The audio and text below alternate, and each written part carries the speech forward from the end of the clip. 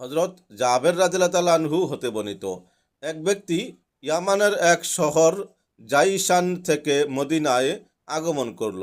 সে আল্লাহর রসুল সাল্লাল্লাহু আলাইহি ওয়াসাল্লামকে তার দেশের লোকেরা পান করে এমন ভুট্টা থেকে প্রস্তুত মিজর নামক এক পানীয় সম্পর্কে জিজ্ঞাসা করল। আল্লাহর রসুল সাল্লাল্লাহু আলাইহি ওয়াসাল্লাম বললেন, তা কি মাদকতা আনে?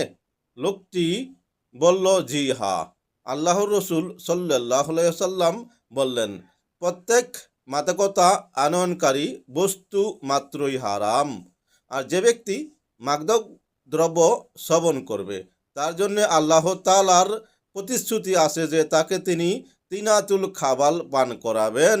লোকেরা বলল, হে আল্লাহর রসুল সাল্লাল্লাহু আলাইহি ওয়াসাল্লাম, তিনাতুল খাবাল কি জিনিস?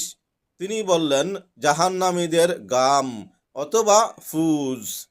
হাদিস মুসলিম শরীফ ও নাসাই শরীফ।